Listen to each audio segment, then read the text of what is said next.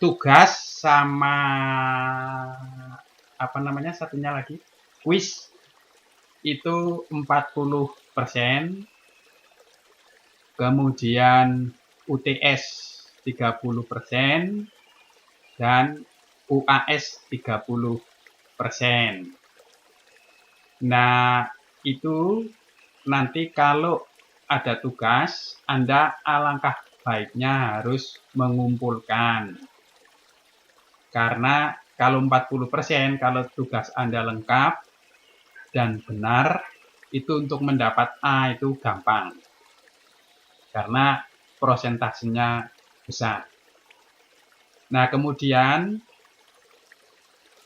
setiap tugas itu saya kasih waktu sekitar 1 minggu dari diumumkan di daring sampai Anda harus submit itu kira-kira 1 minggu.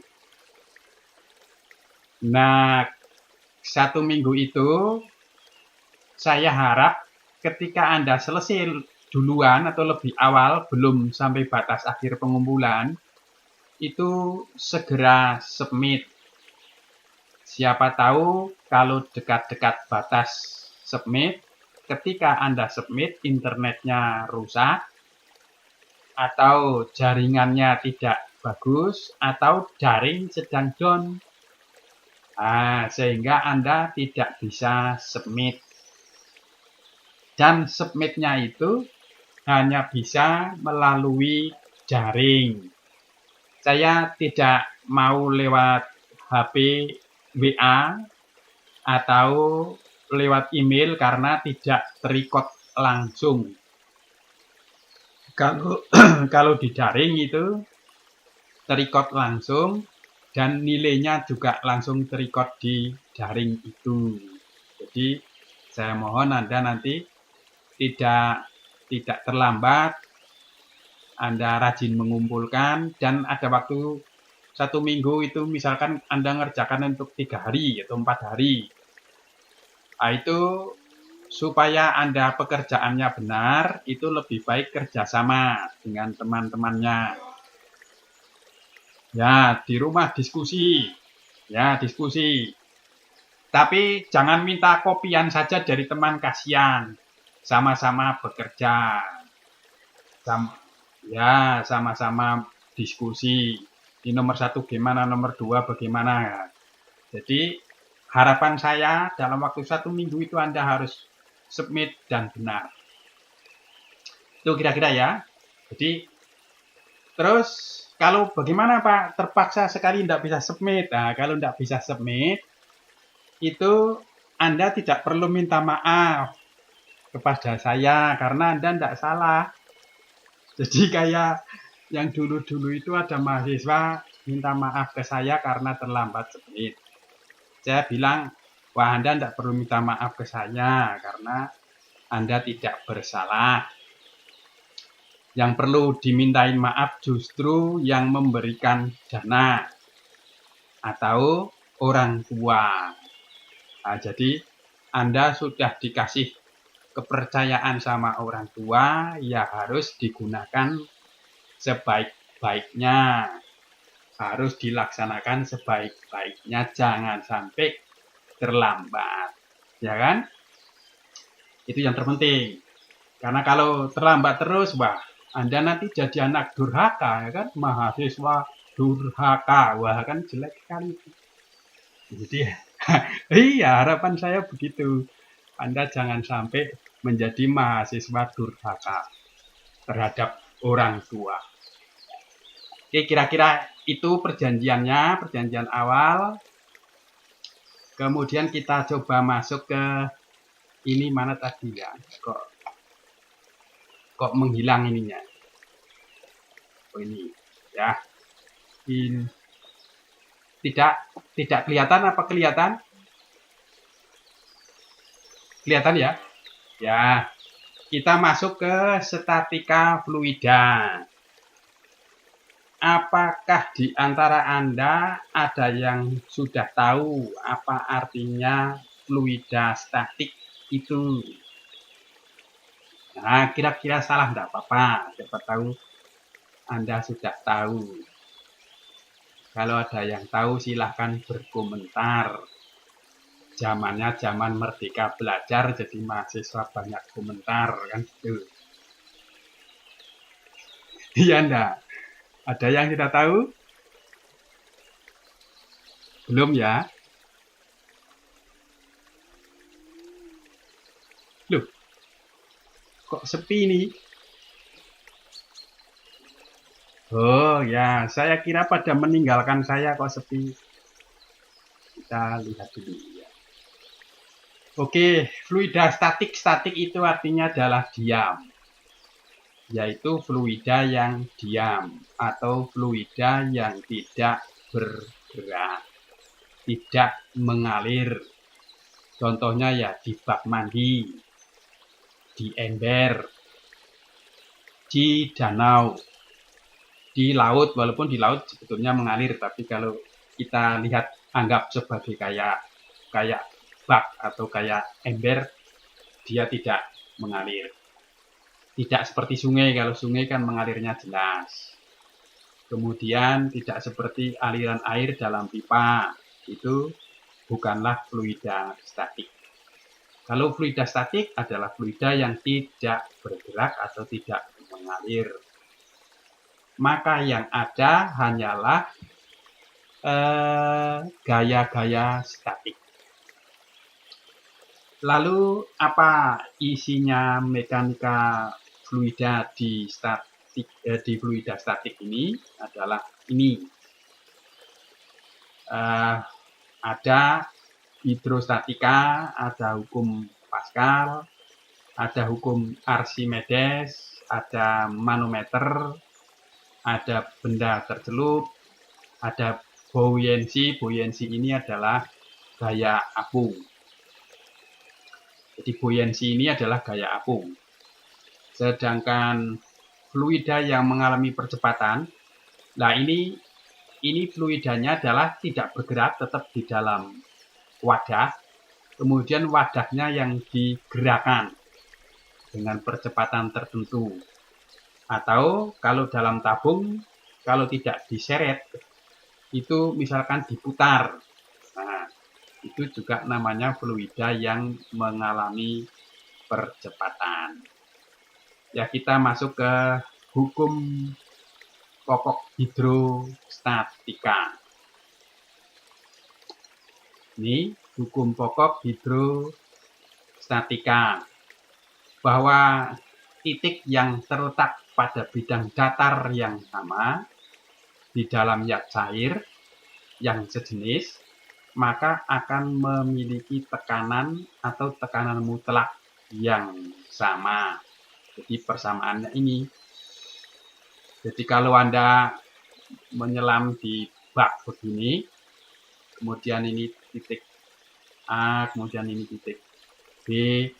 Nah, ini tekanan di titik A akan sama dengan tekanan di titik B selama kedalamannya adalah sama. Di kedalamannya sama. Berada pada horizontal yang sama. Kalau begini, satu di sini, satu di sini tidak sama tekanannya. Tekanannya adalah berbeda. Nah, di sini ada kasus PA sama dengan PB adalah dalam kondisi seperti ini. Ini di sini A, ini di sini B. Nah, sehingga PA sama dengan PB karena kedalaman sama atau dalam bidang mendatar yang sama. Nah, PA dan PB itu disebut tekanan ukur. Jadi tekanan hasil Anda mengukur PA dan PB.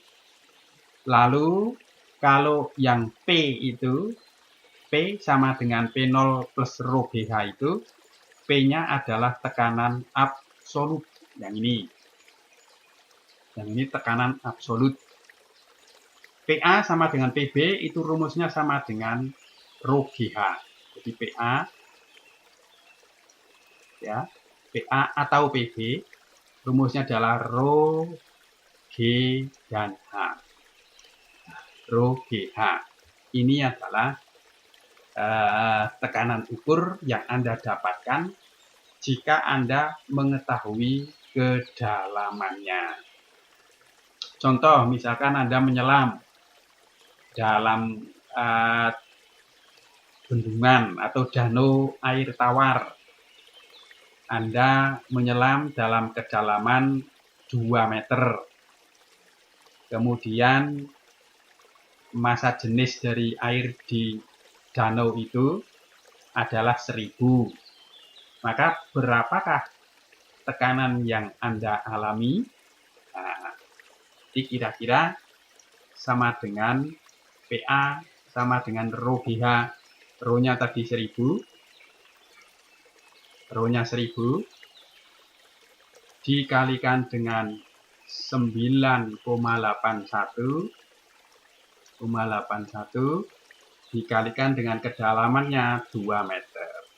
Nah, ini Anda hitung ketemunya berapa pakai kalkulator. Ya, itu cara menentukan PA atau PB. Berapa PA, berapa PB? Ya, PA sama dengan Rho GH. Tapi kalau ditanya berapakah tekanan absolut di titik A, nah, berarti PA ditambah PO. PO-nya itu adalah tekanan atmosfer di tempat itu. Jadi di sini misalkan ini terbuka, ini ada, nah ini terbuka, nah ini ada udara di sini, ini lingkungan ya, di sini lingkungan atau atmosfer di sini, ya ini ada PO, ada PO. Nah, ada tekanan atmosfer. Nah, kalau tekanan ukur Anda ditambah dengan PO, maka menjadilah tekanan absolut. Tekanan absolut. Maka di sini rumusnya adalah P absolut sama dengan P0 plus Rho GH. Itu kira-kira pengertian daripada hidrostatika, di mana ada tekanan, di mana ada tekanan ukur, dan ada tekanan absolut. Lalu kalau mencari gaya bagaimana? Gaya ya P dikalikan dengan A luasan. Tapi itu nanti akan kita pelajari lebih jauh lagi tentang bagaimana cara menentukan gaya pada benda tercelup ke dalam air. Untuk di pokok statika ini adalah ini, dua rumus ini yang harus Anda pahami. PA atau PB bisa sama, bisa tidak, tergantung kedalamannya. Ini kalau kedalamannya sama ya sama, kalau kedalaman berbeda berbeda. PA atau PB ini sama dengan Rho GH. Lalu kalau tekanan ukur tinggal ditambah tekanan atmosfer. Itu kira-kira ya. Kita lanjut ke halaman berikutnya. Ini tekanan hidrostatik. Bila ini contohnya kekuatan pancaran air atau pancaran zat cair ditentukan oleh besarnya tekanan. Jadi kalau tekanannya besar, dia jauh. Kalau tekanannya kecil, dia dekat. Kalau tekanannya kecil sekali, dia dekat. Ditentukan oleh besarnya tekanan dalam air suatu zat cair tersebut. Hal ini berarti semakin dalam suatu tempat dalam air atau zat cair dari permukaan, jadi dilihat dari permukaan bumi, itu maka semakin besarlah tekanan hidrostatiknya. Nah, ini sebagai bukti bahwa kalau semakin dalam tekanannya semakin besar. Ini khusus dalam cairan. Ya. Nah, bagaimana kalau di udara, Pak? Ke atas apakah semakin besar atau semakin kecil? Nah, ada yang tahu kira-kira? Ada yang mau berpendapat?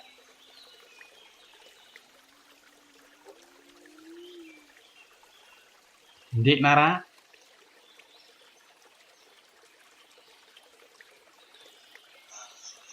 Ya, ke atas semakin kecil.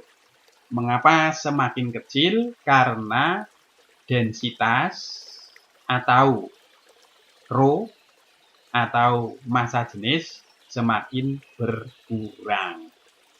Jadi kalau massa jenisnya berkurang ini kan ada rho. Kalau rho-nya semakin kecil, ya ini semakin kecil. Jadi kalau Anda di dalam pesawat itu sangat rendah tekanannya di sana ya, karena sekelilingnya adalah rendah, sehingga pesawat itu punya cara untuk mempertahankan tekanan di dalam pesawat itu sendiri. Tapi kalau Anda pesawatnya bocor, ya langsung tekanannya rendah sekali di situ, sesuai dengan tekanan di udara di situ. Jadi sangat berbahaya kalau tekanannya rendah, kemudian Anda terbuka, maka darah bisa keluar dari telinga, bisa keluar dari hidung, bisa keluar dari mata. Kalau Anda berada pada tekanan yang paling rendah. Lalu kita lanjut ke hukum satunya lagi, hukum Pascal. Nah, mungkin Anda sudah pernah mendengar tentang hukum Pascal.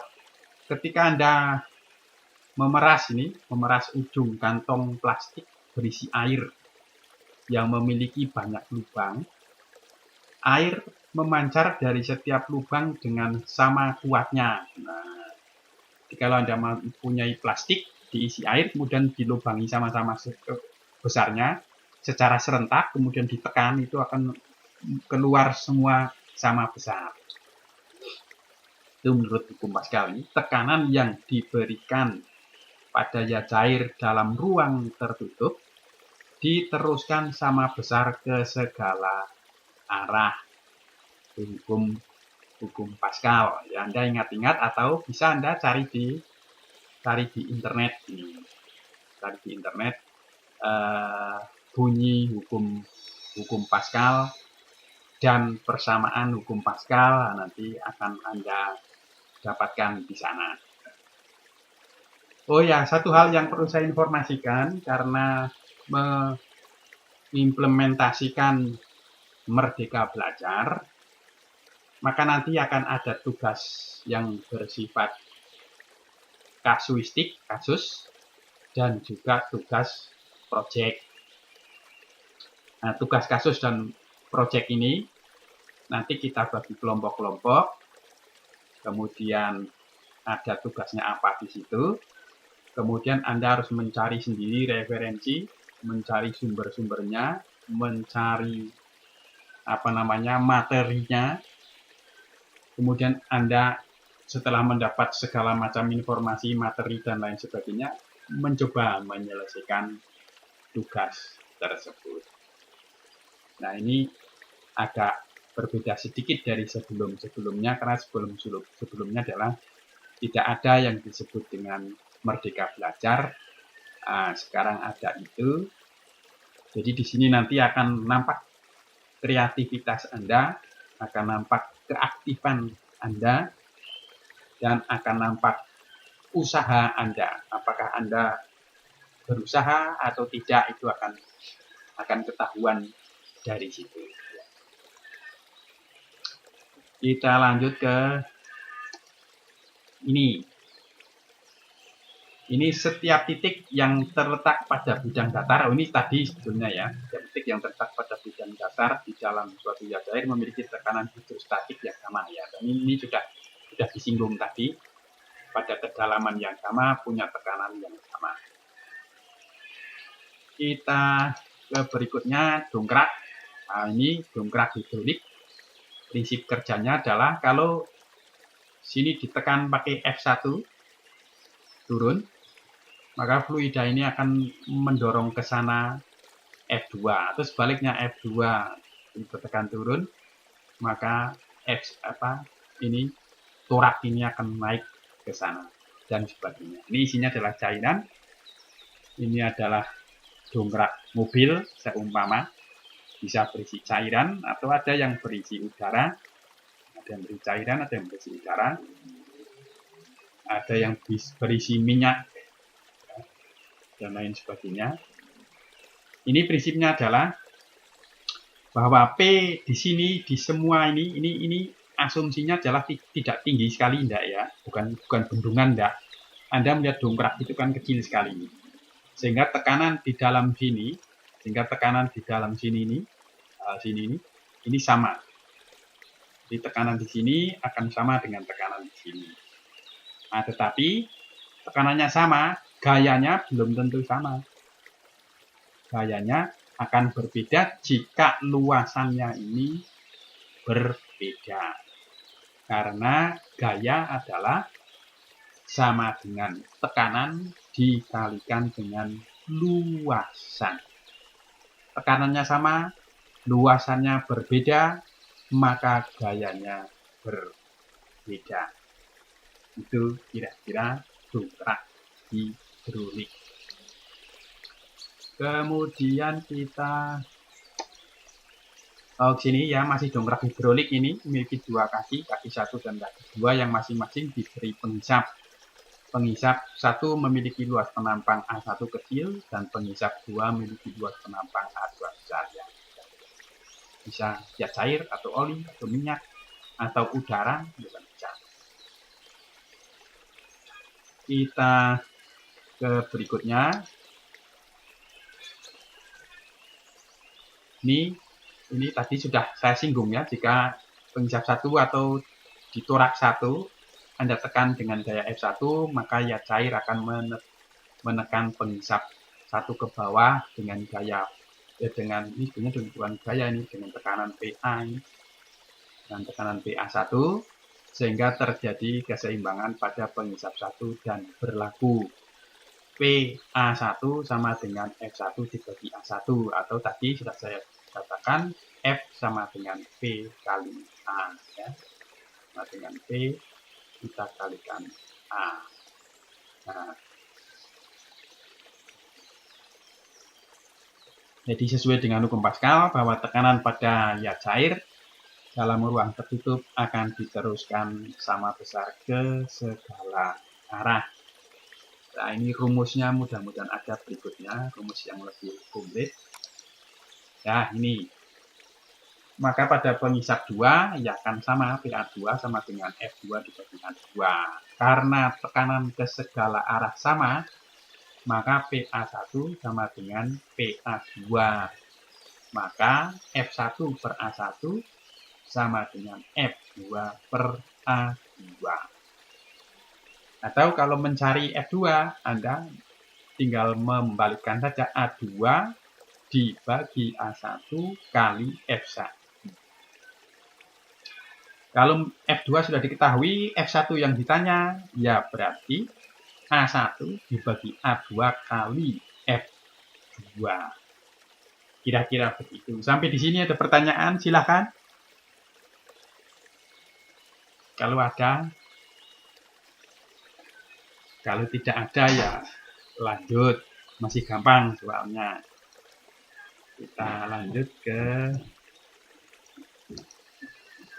sini. Ya, ini contohnya adalah Anda mau mengangkat mobil.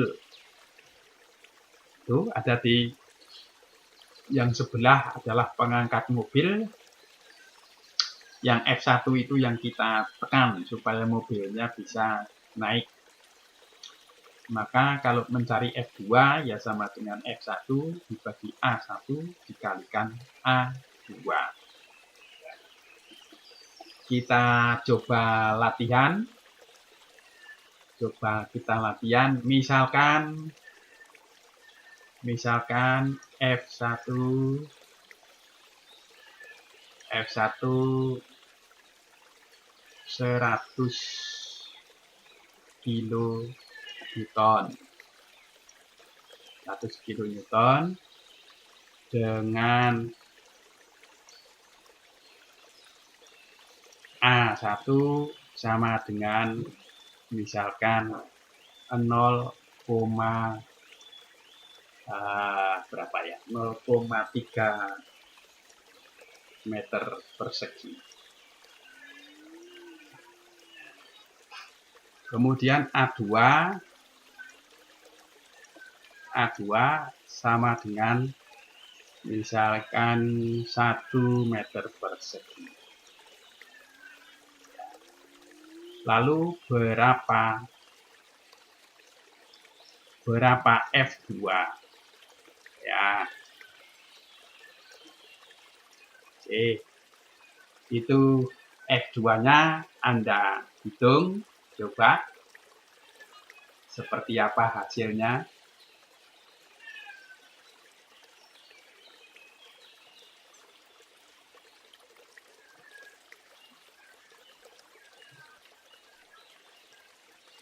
Silahkan Anda coba coret-coret di situ. Berapakah F2?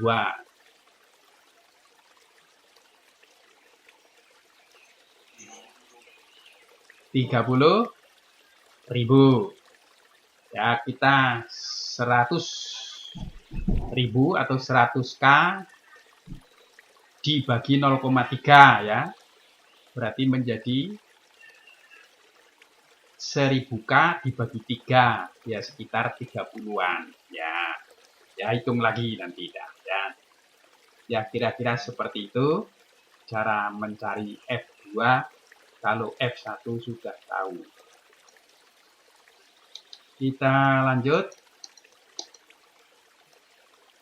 Nah, ini masih hidrostatis ya, masih sebuah tabung berbentuk U berisi minyak dan air seperti tampak pada gambar di bawah ini ya ini.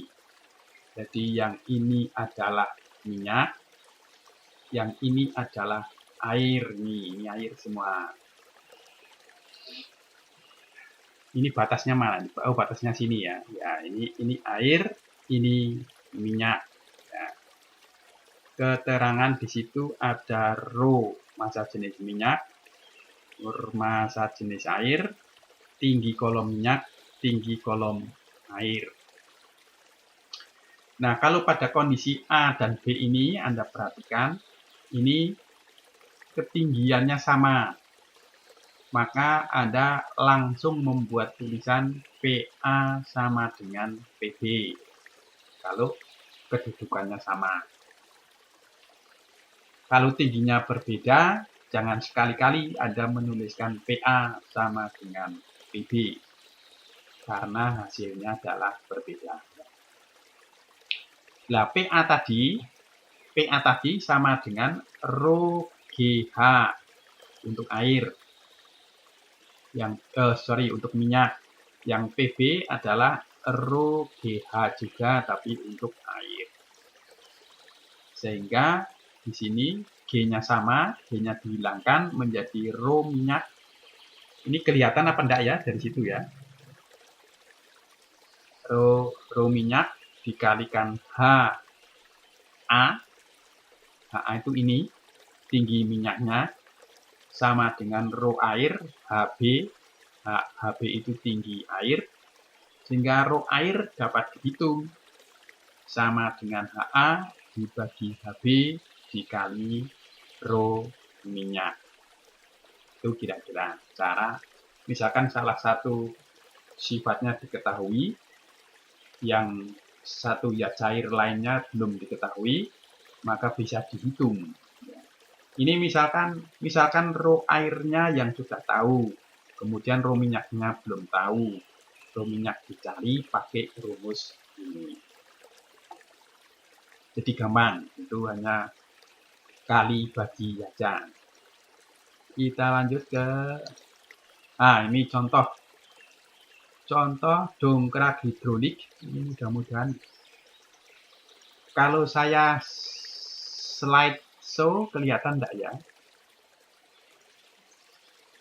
Kelihatan? Ya, kalau kelihatan ya malah lebih jelas ya. Oke, ya kita pakai ini saja. Ini contohnya adalah dongkrak hidrolik memiliki luas penampang masing-masing 0,04 meter persegi. dan 0,1 meter persegi. Ini bukan M2 ya, 2-nya itu di atas. Ini juga 2-nya di atas. Itu waktu mengetik keburu-buru jadi kurang naik. Gaya masukan 5 Newton. Lalu ditanya berapakah gaya keluaran maksimum. Jadi tadi ada begini kan. Nah, ada begini. Ini 1, ini 2. Jadi yang sudah diketahui adalah di titik 1. Ini sudah diketahui. Masing-masing luasan ininya sudah diketahui. Yaitu 1 sekian, yang 2 sekian. Lalu ditanya F2 di sini berapa? Nah, ini F2. Ya, F2 berapa? Maka seperti yang Anda lakukan tadi, ya bagi rumuslah F1 dibagi A1 sama dengan F2 dibagi A2. 5 dibagi 0,04 sama dengan F2 dibagi 0,1. Maka F2 ketemu 12,5 Newton. Ya. F-nya 12,5 Newton. Itu kira-kira. Kita lanjut. Ini contoh juga, contoh dongkrak hidrolik ya, enggak apa-apa, kita banyak contoh enggak apa-apa biar tahu. Ini dongkrak hidrolik memiliki jari-jari penampang kecil, yang ini jari-jari 2 cm dan jari-jari penampang besar 25 cm. Berapakah gaya yang diberikan pada penampang kecil untuk mengangkat sebuah mobil bermasa 2000 kg? Nah, jadi mobil Anda masanya adalah 2 ton atau 2000 kg. Nah, karena yang diketahui itu adalah jari-jari, maka Anda harus mencari luasan. Kalau tadi yang diketahui adalah luasan, maka tidak perlu mencari luasan. Kalau yang diketahui adalah jari-jari, maka Anda harus mencari luasan. Yaitu R1 sama dengan ini, dijadikan meter menjadi 0,02. R2 25 cm dijadikan meter menjadi 0,25. Maka A1 adalah pi D kuadrat per 4. Nah, ini per 4-nya belum ada ini ya. Sorry, ini harusnya di sini dibagi 4. Ini kuadrat ini. Ini jadi 3,14. Aduh, tulisannya jelek. 3,14 dikalikan D kuadrat diameter dibagi 4. Ini 2-nya ini adalah di atas, bukan di situ. Ini 2-nya itu adalah ini. Lah, jari-jari diameter itu sama dengan 2 kali jari-jari. Coba ya, kita buat ya. Jangan-jangan memang ini sudah betul, hanya angka 2-nya ini aja yang kurang naik. Berarti 3,14 saya masukkan 2R kuadrat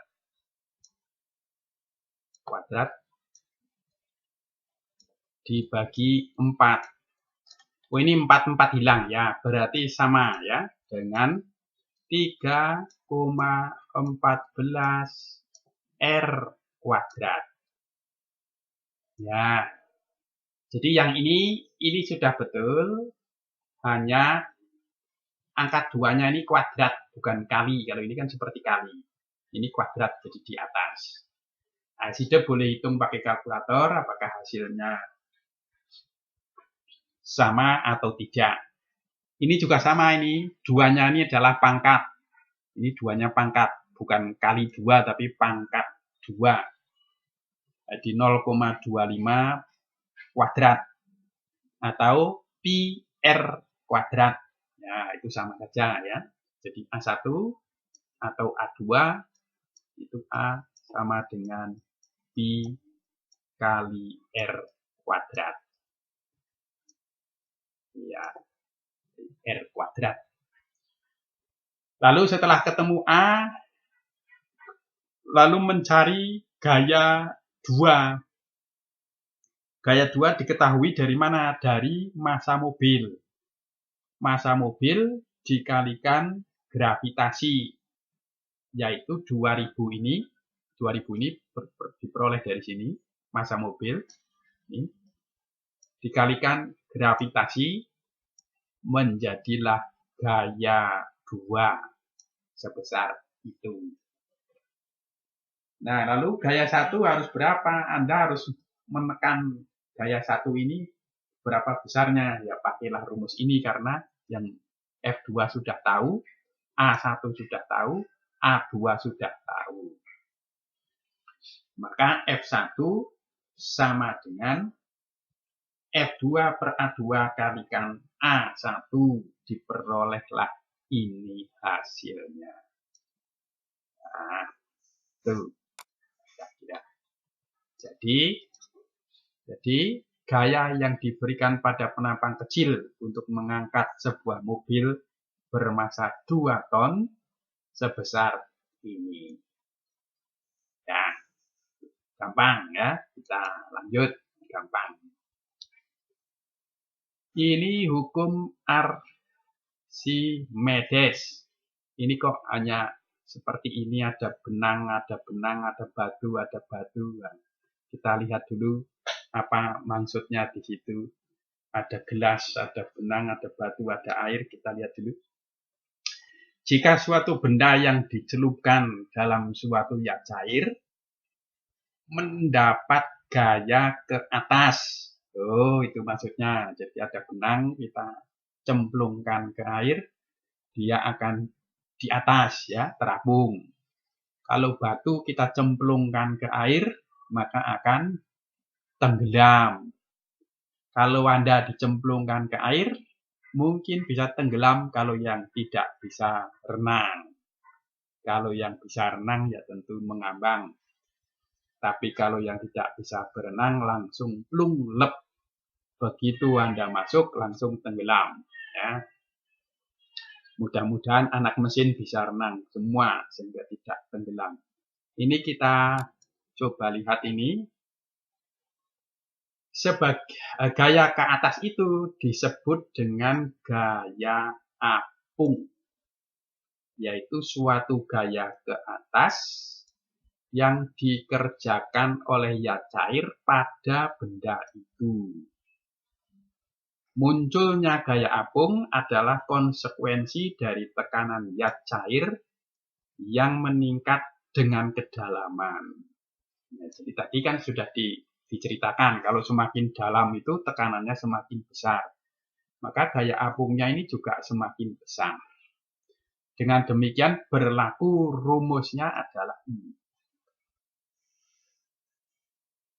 Gaya apung sama dengan berat benda di udara dikurangi berat benda di dalam zat cair.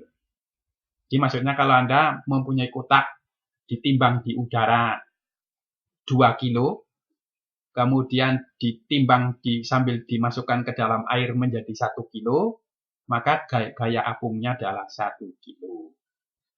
Selisihnya antara berat benda di udara dengan berat benda saat di dalam air. Itu adalah gaya apung. Kita lihat selanjutnya.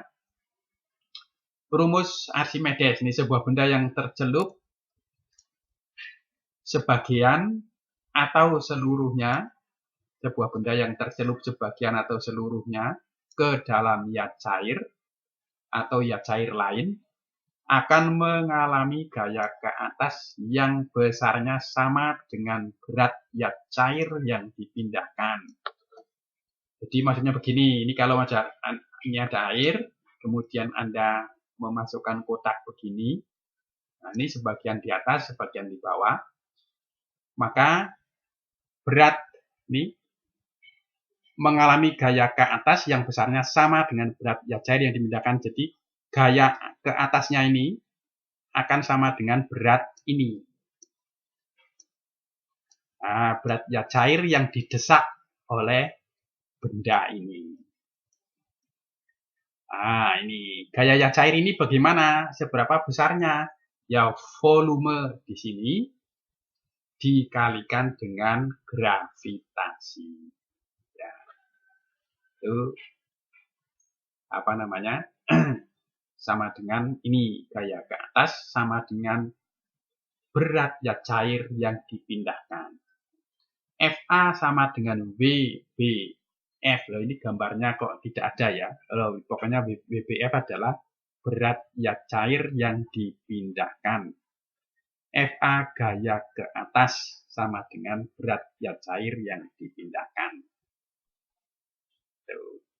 Sehingga FA sama dengan rho VG. Ya tadi saya kurang rho ya.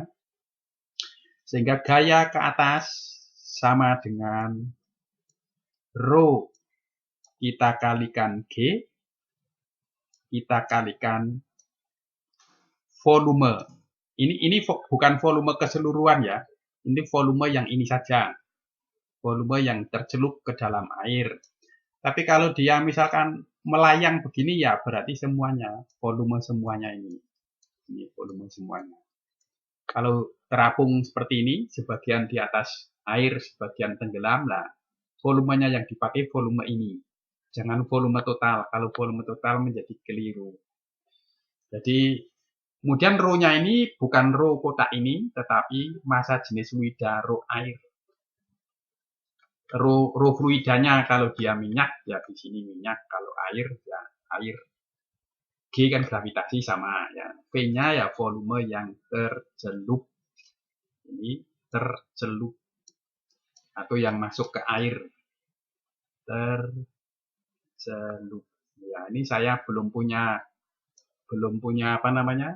Belum punya itu pen drawing tablet ya, tablet. Pen drawing, maka susah saya menulisnya. Mudah-mudahan minggu depan sudah punya sehingga bisa menulis dengan baik sehingga Anda bisa membaca dengan jelas. Kita lanjut. Ini sampai jam berapa? Kalau sudah jamnya Anda bilang ke saya untuk stop. Hukum Archimedes, masih Archimedes, yaitu benda tercelup sebagian atau seluruhnya ke dalam zat cair atau zat cair lain akan mengalami gaya sudah tadi ya. Ya, ini sudah dijelaskan tadi.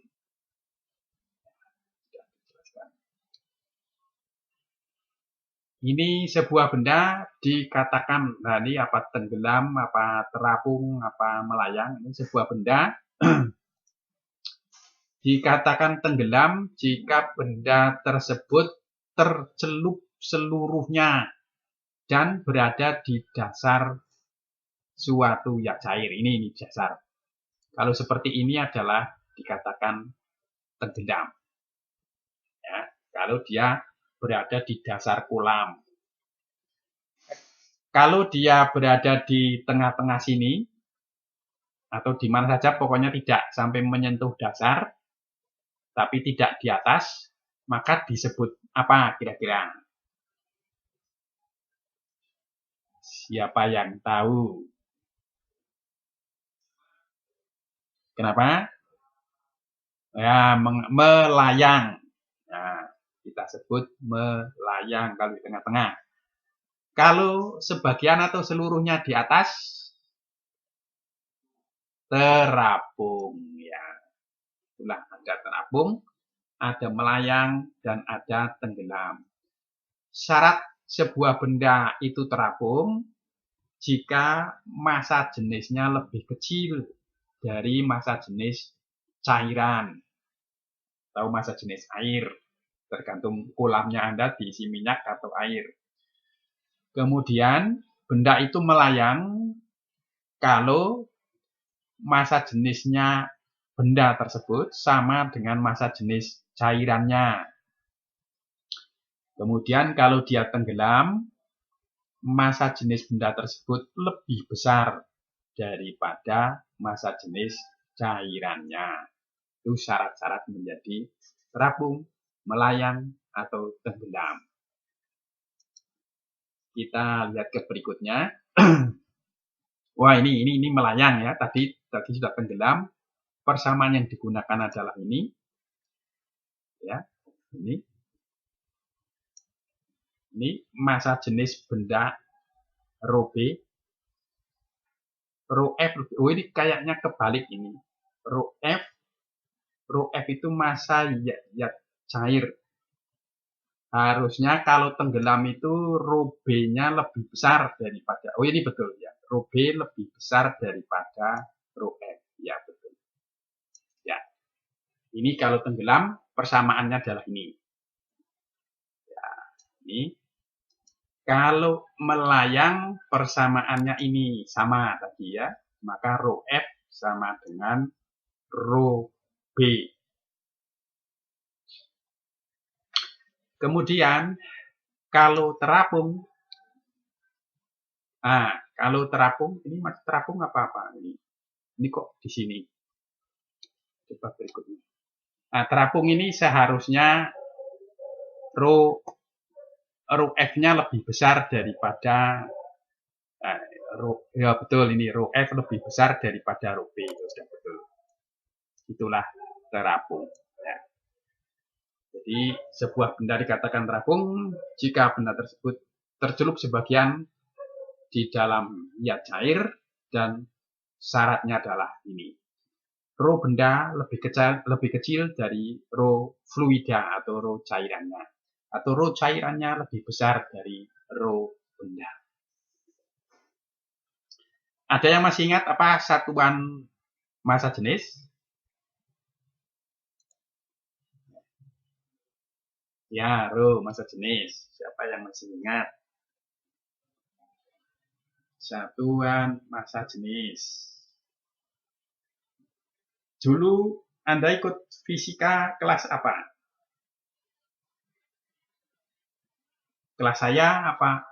Kelas saya ya? Bukan ya? Oh, Pak Adi Sayoga sama Pak Sugiman. Masih ingat apa satuan massa jenis? Itu harus Anda ingat-ingat sampai pada saat ujian skripsi. Karena bisa saja ditanya apa satuan massa jenis. Nah, yaitu kilogram per meter kubik atau massa dibagi volume. Ya kan? Rho rumusnya adalah massa dibagi volume.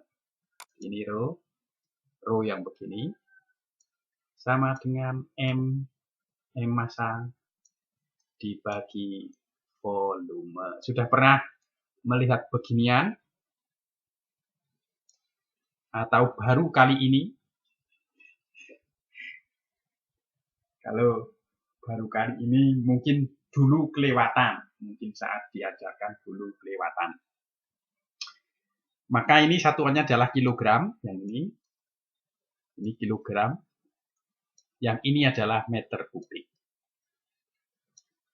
Sehingga rho adalah satuannya adalah kilogram per meter kubik. Ya, jadi tolong diingat-ingat, satuan massa jenis adalah kilogram per meter kubik, itu yang paling umum. Boleh saja gram per mililiter atau gram per desimeter juga boleh ya. Yang penting yang atas satuan massa, yang bawah satuan volume. Kita lanjut, kita sudah tahu ada terapung, melayang, dan tenggelam. Ini kapal juga sama. Nah ini syarat-syaratnya kalau Anda merancang kapal nanti, jangan pakai yang ini. Kecuali merancang kapal selam. Nah, kapal selam pun itu suatu saat dia harus bisa naik ya kan? Rho-nya harus bisa lebih kecil. Mungkin dengan cara dimasukin udara atau cara apa ya di situ supaya bisa terapung. Ya, kalau Anda merancang ya yang ini, Anda merancang kapal feri dari Padang Bay ke Lombok, ke Limbar. Nah, Anda harus menggunakan syarat ini. Kalau Anda menggunakan syarat ini atau syarat ini, ketika baru berjalan sedikit saja, sudah semakin lama semakin tidak kelihatan alias tenggelam. Kalau tenggelam ya kita celaka semuanya. Ya. Wah ini tuh teknik mesin Unram merancang kapal malah kapalnya tenggelam. Wah, tuh nanti siapa tahu Anda bekerja di pabrik kapal nanti, ya kan terus disuruh merancang umpamanya. Itu kira-kira. Lalu tegangan permukaan. Tegangan permukaan, gaya tarik-menarik antara partikel-partikel sejenis disebut kohesi. Nah, ini tarik-menarik partikel sejenis disebut kohesi, sedang gaya tarik-menarik antara partikel-partikel yang tidak sejenis disebut adhesi. Ini kok saya salah ketik atau apa ya? Kok partikel sejenis, kok tarik-menarik? Apakah sejenis bisa tarik-menarik? Mestinya kalau berlawanan jenis baru tarik-menarik. Mestinya ini apa ini?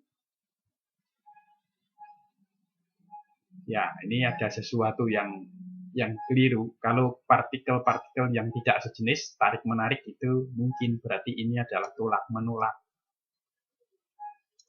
Kalau magnet misalkan sama-sama kutub selatan kan ya tidak ya. Atau diartikan mungkin partikel-partikel sejenis itu kalau partikel air ya dengan partikel air.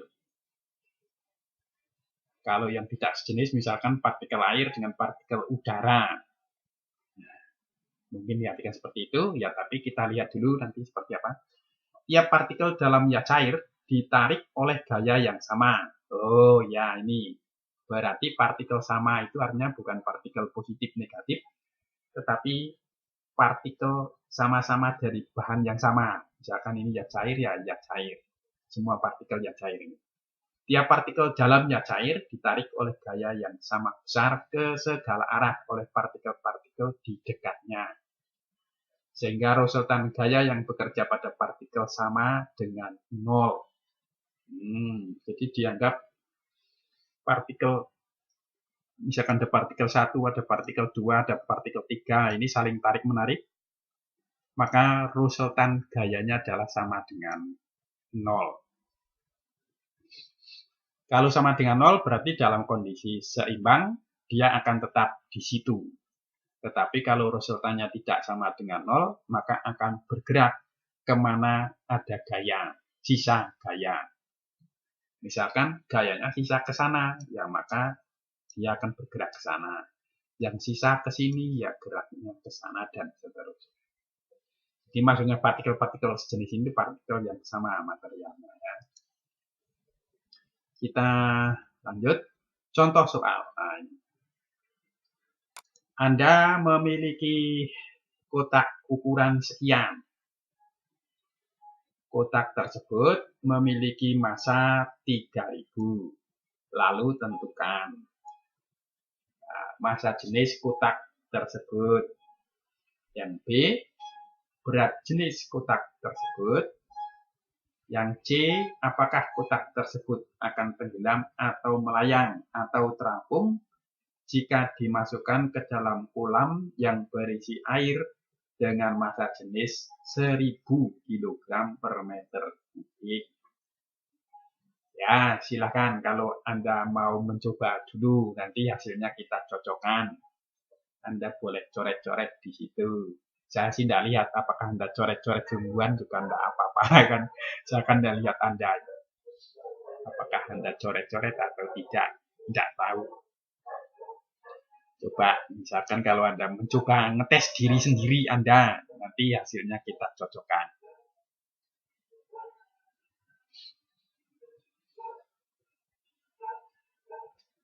Massa jenis, Anda sudah tahu rumusnya tadi, ya kan? Massa dibagi volume. Kalau berat jenis, maka berat dibagi volume. Berat itu apa? Berat ya massa dikalikan gravitasi. Nah, massa kali gravitasi dibagi volume itu disebut berat jenis. Beda sedikit dengan massa jenis. Kalau massa jenis tidak ada gravitasinya. Kalau berat jenis ada gravitasinya.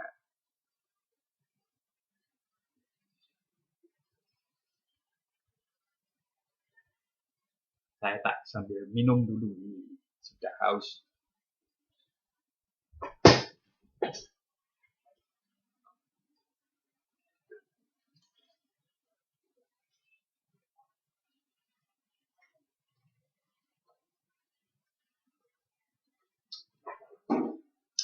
Oh iya, apakah Anda sudah presensi di SIA tadi? Mudah-mudahan sudah ya, karena itu yang paling penting. Ya, oke. Ya. Kita coba lihat jawabannya kalau sudah ada contoh soal ini. Ada. Hitung dulu volume kotak. Volume kotak adalah panjang kali lebar kali tinggi. Ini hasilnya adalah ini. Massa jenis rho sama dengan massa dibagi volume. Massanya 3000. Volumenya 3. Berarti rho 1000 kg per meter kubik. Berat jenis rho G, ini gamma ya, ini berat jenisnya rho G sama dengan 1000 dikalikan 9,81. Jadi rho-nya ini, rho dikalikan G, atau M kali G dibagi V, sama saja, menjadilah ini berat jenis, kalau ini massa jenis. Jika dimasukkan ke dalam air, maka kotak akan melayang sebab rho kotak sama dengan rho air. Itu kira-kira jawabannya. Siapa di antara kalian tadi yang mengetes dirinya sendiri benar? Kalau salah juga tidak apa-apa. Karena belum ujian atau belum UTS, belum UAS, belum tugas. Kalau UAS salah ya berkurang nilainya. Oke, kita lanjut. Contoh soal lagi. Ini ada contoh soal lagi. Archimedes diperintahkan untuk menyelidiki. Jadi Archimedes ini nama orang dulu ya yang menemukan hukum Archimedes. Jadi Archimedes diperintahkan untuk menyelidiki apakah mahkota raja tersebut dari emas murni. Lalu ia menimbang mahkota tersebut dengan pembacaan menunjukkan berat mahkota sebesar 8 Newton. Jadi berat mahkotanya adalah 8 Newton. Lalu mahkota tersebut ditimbang sambil dicelupkan ke dalam air. Ini seperti ini. Di mahkotanya ditimbang nih, tapi sambil dicelupkan ke dalam air. Dan pembacaan menunjukkan berat mahkota yang tercelup adalah 7 Newton. Waktu di udara 8 Newton. Waktu di dalam air 7 Newton. Apa yang harus dikatakan Archimedes kepada raja kalau rho airnya adalah 1000 dan rho emas adalah 19.300.